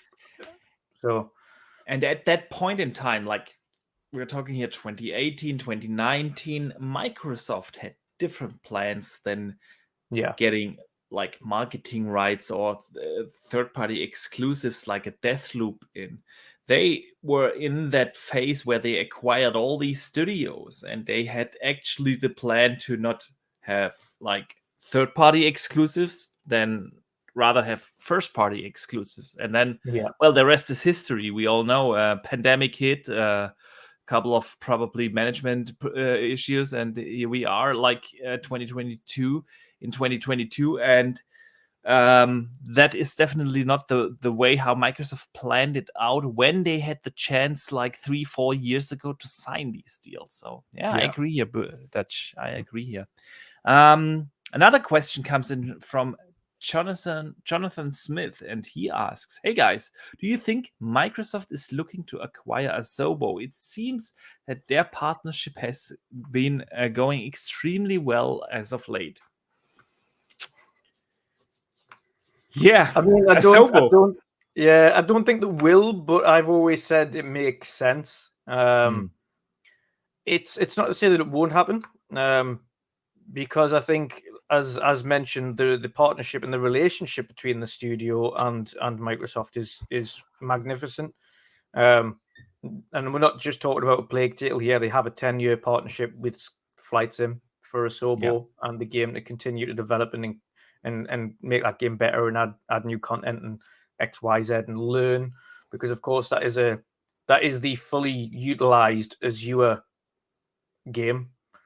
That is a game that requires to fully realize what that game is about, Flight Sim, and with Asobo and Azure and Microsoft and the AI tech. I think it's Black Shark or something like that. That is the only game that fully utilizes what cloud gaming is and why cloud gaming is a benefit. If you turn on the actual full streaming for that game to get all of the assets, etc., into Flight Sim and play it, you're talking over 5.2 petabits of data, world information, live weather, live cloud formations. These are all things that are mapped in real time that require the cloud to operate. And again, that is the type of things that we can look forward to expecting from future titles. And the good thing about that game as well is it can be completely played offline. It just doesn't have the real world assets in there, which is fine. It means you can still enjoy the game, but those real world assets aren't there. You can still have the full clouds and you can mess around with the weather systems and things. So it's the benefit of having cloud is you can do this and realize real-time situations via the cloud, or you can have it offline and just do the standard kind of not baked in, but standard, okay, this is the kind of weather I want, and this is what I want to do, and this is blah, blah, blah, blah, blah. Yeah. But the partnership between those two, not only just to create probably the best Flight Sim there has been for a very long time, and I think those who played Flight Sim X know that wasn't one of the better ones.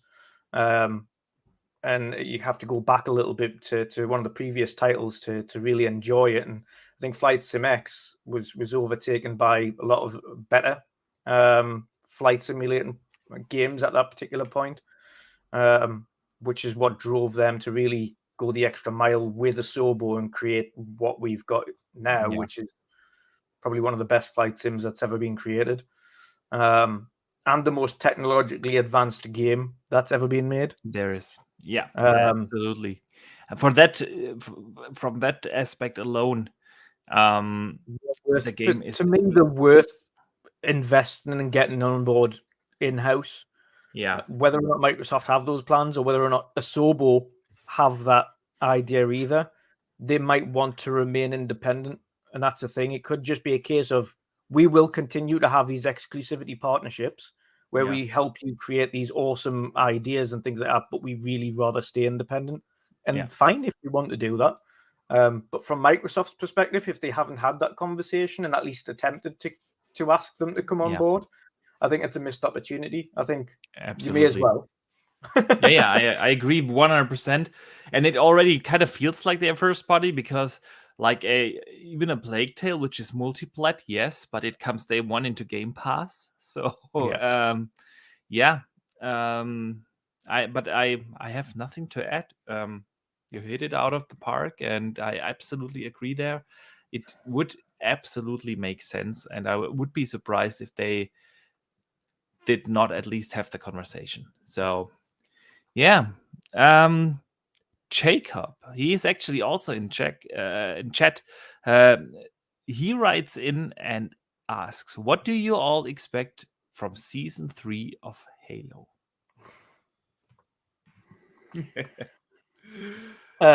Personally, not much. We mentioned this before. I think if Forge comes out, that's a big if Forge comes out on time and it releases this year, then that'll be great. That will, and the content that comes along with those who have created Forge and are creating now Forge content, with the team at 343 and helping them with the Engineet stuff as it goes. I think Forge will be amazing, and I think if it releases with maps pre-done by these creators, that'll be awesome. But from an actual in-house perspective, aside from Forge, I'm not expecting much, to be honest. I don't know whether or not they've learned their lesson. I'm still expecting maybe 1 or 2 maps again, but it's without being. It sounds pessimistic, but at this stage, I do not trust 343, and I still think there are some major issues in that studio that need resolved. Yeah. Retri in chat says he expects 1 map. Siki doubles down and bids 2 maps. So, yeah, I think like a lot of people in the community share your sentiment that 343 lost a lot of trust in the community. It most certainly did with me. I'm 100% with you, and it's no secret that I go hard on them for screwing this up like they did. And it's really not like Halo is a bad game. On the contrary, Halo Infinite is a fantastic game in its core. The core gameplay mechanics are amazing. I was one of the fans of the campaign. I really enjoyed it, but they should have just released it as a regular multiplayer game. They shouldn't have made it into a live service game, because that's where the game fell off. The live service aspect. They didn't have the pipeline to support it as a live service game.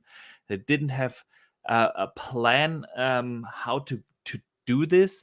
And if you release a game at the end of 21 and want to push it through 2022, there are too many live service games out there where you can just look what you need to do in order to be successful.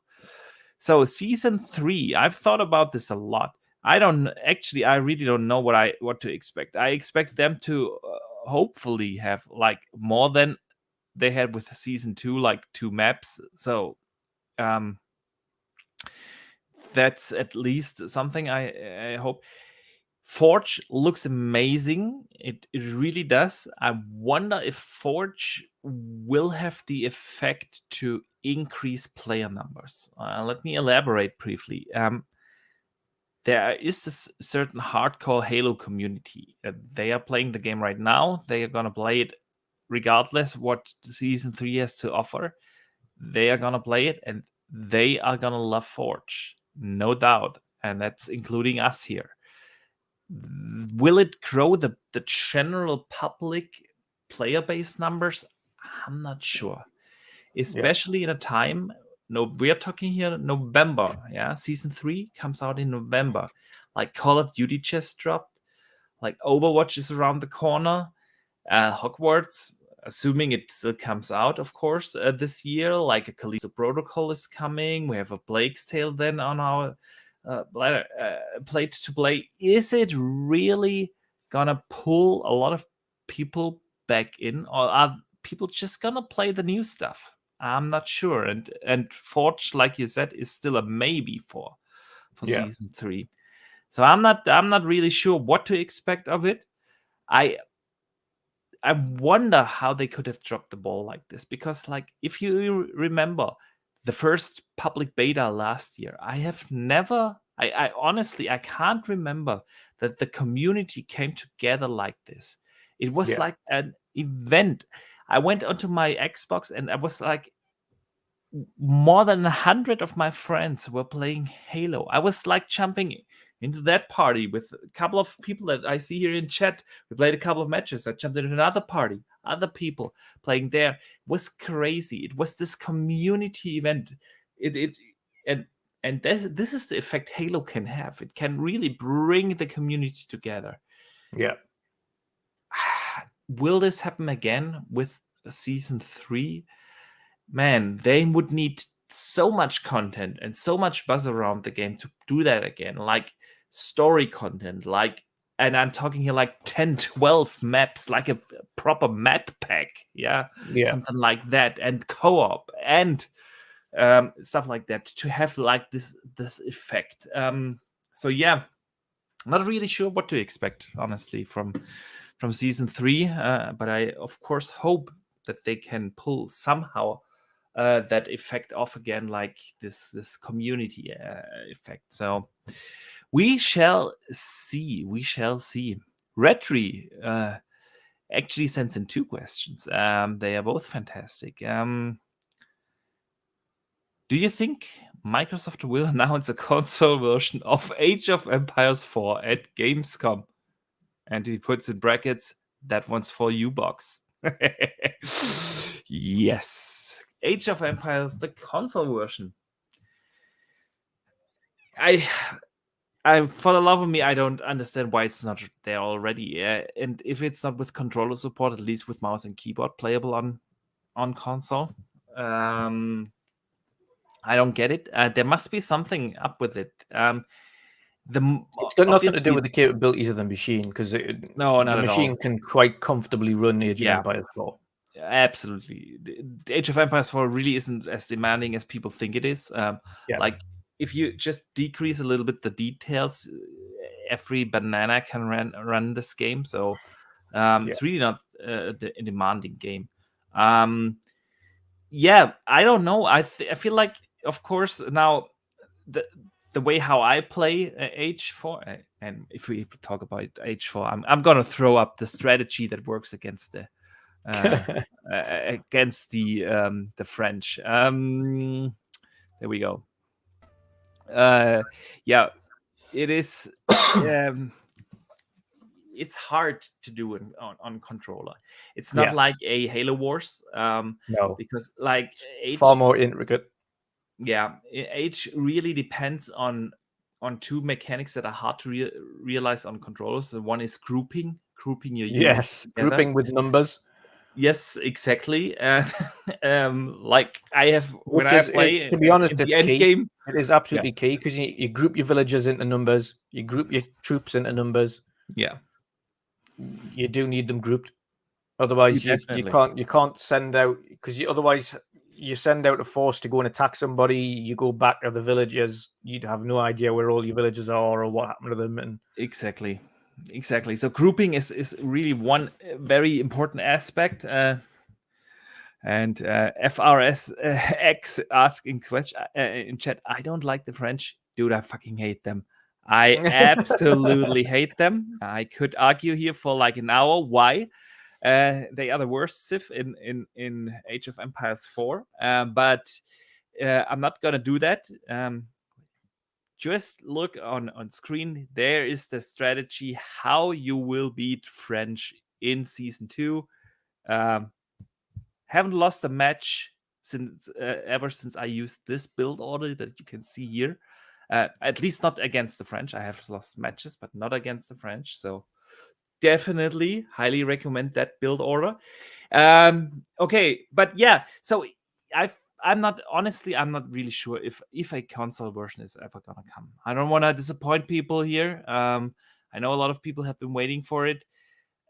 I think like probably there was a console version in planning, but if they haven't figured it out by now how to do it on controller, they probably never will. So I'm not sure if it will actually ever come to console. What do you think? Like you say, unless I don't know how they're going to figure out grouping. That's the only thing. Grouping is going to be pretty difficult unless, for instance, and this is the only thing I can think of. You press down one of the sticks and then press a random section. So, for instance, you might press down the stick and then press RB, and then RB is located to that. So, whenever you press the stick and RB, then it automatically goes to stick and RB, whatever that is. That might be a way around. You can map what 4 groups. Yeah. So they might limit the yeah. grouping down and just say, listen, you can only have the maximum of 4 groups or something like that. Yeah, and it definitely changes the dynamic of the game. So it's not as easy as it is because you can't then leave some of the core mechanics as they are. You just can't. So it's the vast majority of the core mechanics are pretty straightforward. It's just point, click, place this here, place this here, place this here, do this, do this, do this. But the grouping is pretty essential to launching attacks and guiding villagers to where you need them to be, or calling them back in if you're being invaded. But yeah, it's going to be quite difficult. Would they dare put the game on console as a keyboard and mouse only? I don't think so. So unless they figure out the controller support and how they're going to get around the grouping issue, or whether or not they just don't put grouping in, but I don't think they would do that. So I think that will be the thing. How do we get around grouping? Exactly. How do we figure that out and make it make sense? Absolutely. Yeah. It does make sense, and I agree with you. So yeah, we shall see. Last question of the day. Yeah. Also from Red3, with 30 minutes of Redfall being shown at QuakeCon. We talked about this.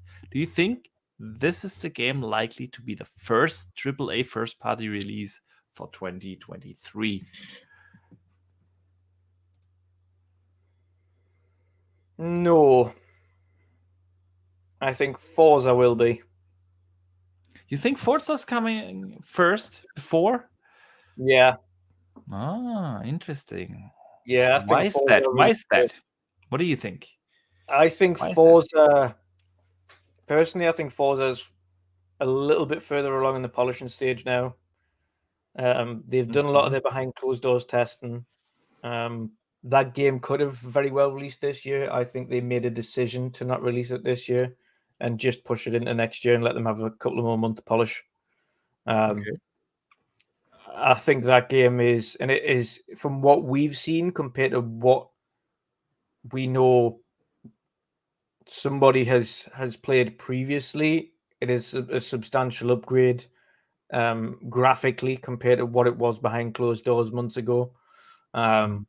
So I think they're pretty much on that ballpark stage now where that game could release, I think, January, February. Redfall potentially March, April, and then Starfield April, May. Okay. I don't think so. I think Redfall is gonna be the first one, honestly. I said it earlier, it was originally planned for 2020 summer 2022. So it was always that game that was supposed to come out first if we talk Forza, Starfield, Redfall. I agree with you, Starfield will be the last of them in probably May or something. But for Redfall, February, I think they will try to push this out as early as possible to give a little headroom for that game before not just the other Xbox first-party games come out, but also the other third-party releases. Yeah. Because that's also something they have to consider, of course, like we talked earlier, it's gonna get crowded. It's a super crowded year, and so like a Redfall, new IP, a game from Arcane, this is definitely gonna lose against some of the bigger juggernauts that are coming next year. And so I feel like they try to get that out as early as possible to give that game at least the chance to breathe against the others. Yeah. All right. We shall see. We shall see. Maybe we get at QuakeCon that release date. 30 minutes of gameplay is a lot, which is awesome. So, yeah. Good stuff. Good stuff. Guys, that's the show. Let's wrap it up. As always, you guys were fantastic. Seriously, I mean that. I mean, look at our chat. So many positive gamers just having great conversations that I feel like this is truly a blessing to be part of such a fantastic community, to have people like you guys showing up here each and every week and making this show to what it is. It's an absolute honor, and I can't thank you enough. I can't thank you enough, Dutch, because without you, I would sit here alone right now, and that wouldn't be fun conversation. So thank you for joining. Let people know if you have anything coming up, what's going on your channel. Tell people. And if you have not subscribed, by the way, also click in the show notes. You will find Dutch's links. Of course, as always, it's an honor to be here. We've had a couple of weeks break, but we'll be returning again next week. Was originally just going to be the 1 week, but I've kind of extended that out a little bit. But yeah, returning again next week. We'll be back with everything as usual. With the Sea of Thieves on Tuesday for Sea of Thieves Tuesdays, with the podcast on Wednesdays, and then of course back here again with Box and Burger for World of Gaming. And then on Sunday, the following Sunday, of course, returning for the weekend edition. But yeah, it's been a blast. Again, as always, being back in podcasting. But yes, that's where you can find me, and of course, everywhere at Wondering Dutch, and YouTube at Wondering Dutch. Sweet. Yeah, thanks, man, for joining again. Again, thanks to everyone in the chat. You guys have been amazing. I will see you guys back next week. Next week, we have Infinite Umbra joining us. Can't wait to pick his brain about all the stuff that is going to happen over the next days. Don't forget to enjoy your gaming. The weekend is almost here, and we're going to play some games. And I can't wait to do that with some of you, of course. If you see me online, hit me up. Let's talk games. Let's play some games. And don't forget to game on.